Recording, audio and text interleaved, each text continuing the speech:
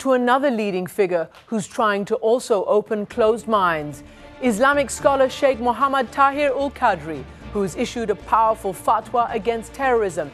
He'll tell us why now in a moment.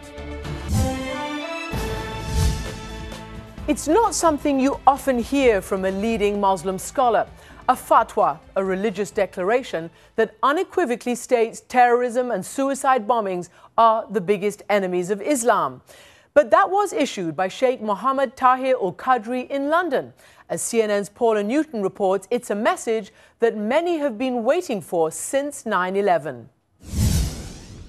There have been other fatwas condemning terrorism. This one is different. Sheikh Qadri is a renowned Muslim scholar and has a major following. Also, his fatwa is in English, it's on the internet, and it cites the Quran to beat terrorists at their own game, especially when they claim to be doing the work of Allah or God. Sheikh Qadri cites verse 205. Allah does not like mischief and violence. That means, he says, that terrorism is terrorism. Violence is violence. It has no place in Islamic teachings. Stripping terrorists of their moral authority, he cites the Quran that even a sacred goal can never be achieved by following an evil or criminal path. They are leading towards hellfire. Now the question is whether the Sheikh's fatwa will have credibility on the street. Some Muslim leaders are warning that government outreach programs to battle extremism aren't working. I can't see it. I can't see it where, where it's stopped or there's been a piece of work which actually said, right, let's stop somebody from doing this kind of work. And others say it won't work to just try and shoot down extremist thinking. Rather, we need to have that engagement with them and need to understand exactly what their thinking is for us to be able to deal with these issues. And does a fatwa stand a chance in the face of this? Radical preachers citing the Quran as they preach jihad against non-believers or kuffar. They are what? Compassionate towards the kuffar? No, they are harsh towards the kuffar. And it can never be surpassed. Many say this fatwa is a real start, but it will need support from other leaders if it has any hope of winning over Muslims around the world. Paula Newton, CNN, London. And joining me now from London is Sheikh Mohammed Tahir-ul-Qadri. Thank you very much for joining me. Let's follow on from what Paula Newton just reported. Why now, and why is this fatwa different than some of the others that have been issued against terrorism?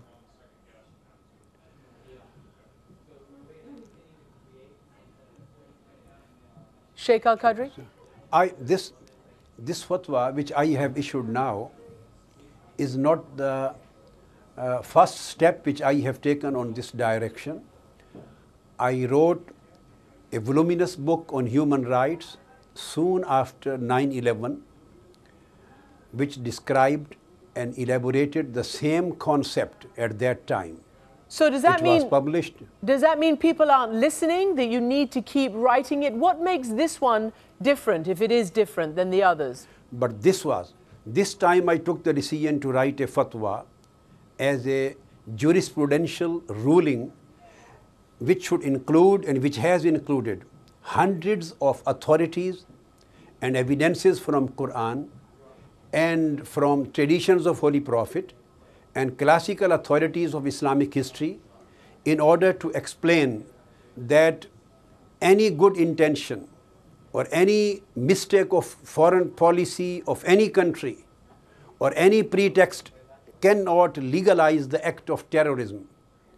And terrorism and violence cannot be considered to be permissible in Islam on basis of any excuse. Okay. So I have a step here. Well, you've made that very clear, but who do you think is going to listen? Is it the committed extremist, the committed suicide bomber? In other words, some are complaining that your fatwa is only going to reach like-minded Muslims such as yourself and not the people who need to hear this. No, this is not the case. I would divide these people whom I have addressed or those who this fatwa is going to reach into three categories. I would exclude just a very little number of those radicals who have already been brainwashed and they are not ready to listen any reasoning. But hundreds of thousands of youth who are on the path, who have potential to be radicalized, but they have not yet reached the stage of being brainwashed, they are going to listen to this fatwa. This fatwa is going to change their mind. And then millions of other youth of Muslim Ummah, they can be reached by the extremist, they can be misguided by the wrong interpretations of Islam, they can be put on the wrong track by putting the wrong concept of jihad in their minds, wrong concept of shahada in their minds. Although they are not radicals and they are not suicide bombers now, but they can be misguided in future. So this fatwa is going to change their mind by clarifying the concept. All right. Well, let me ask you about clarifying the concept. And you mentioned people's false ideas about what it meant. You used the word shahada, martyrdom, etc. We have this concept that's called a word cloud that we use, and we've used it to examine the words in your fatwa. And we can see very, very pronounced the words bombing, suicide, fatwa, terrorism, Islam. And there in the middle is the word khawarij. We looked up in the hadith and we saw the word khawarij looked up there. And of course, the hadith is the words of the Prophet Muhammad as other people have taken down those words. And he has said there in the hadith that there will appear within my nation differences and division. People who will perfect their speech and make evil their actions. They will call to the book of Allah, yet they have nothing to do with it. Whoever fights against them has more right upon Allah than they do. So are you basically saying, are moderate Muslims ready to stand up against, are the present-day terrorists like the Khawarij? No, I'm going to saying the normal Muslims to stand up against anybody or to start any kind of armed struggle. I am totally condemning the armed struggle of any kind. The basic, I am trying to clarify the concept that Holy Prophet, as you explained, when Holy Prophet said that the Kharijite is a movement, this movement and the people who are Khawarij in the beginning, and they will continue till the day of judgment at the appearance of Antichrist. And Holy Prophet said they will appear and they will emerge and re-emerge at least more than 20 times in the history.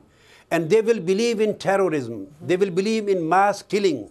They will believe in enforcing their ideology with arms.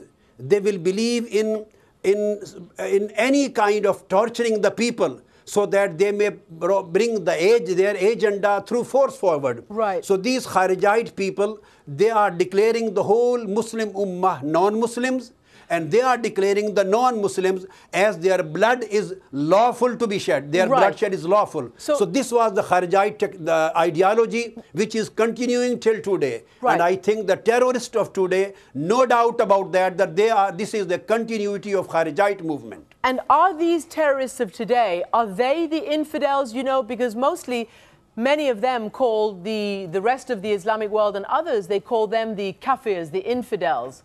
Are you saying now that the terrorists are the infidels? I would differentiate between the two. Those who are extremist in their views, I don't say them as Khawarij. I am declaring Khawarij those who are committing suicide bombings against humanity. All right. They are committing they are committing mass killings. And their ideology and their faith is that they consider mass killing lawful. They consider the peaceful or civilian population of non-Muslim countries, killing of them they consider lawful. This is the Kharijite ideology which Holy Prophet mentioned. Are you afraid for your own life? I am not afraid of any human being on the surface of earth. I am working for the good cause, for prayer of my Lord, my Creator. I am working for a peaceful atmosphere for humanity. I am working to bridge up the East and West and Muslim world and the Western world, to remove the hatreds, to remove all misunderstandings. and I am working and striving for the peace, bringing the peace back to the minds of people, to the spirits of people, while fighting against every kind of divisions and clashes. All right. So this is a good cause. I am not afraid of anybody. It depends upon whatever my Lord wants. If I have to live, I will live. Otherwise, I'm not afraid of this circumstance. And on that Anybody who is afraid of these situations, he will never write these kind of fatwas. He will never declare this kind of truth is truth. One have to live for truth and to die for truth. And on that note, Mr. Shaykh-ul-Qadri, thank you so much indeed for joining us from London. And thank you very much too. Thank you.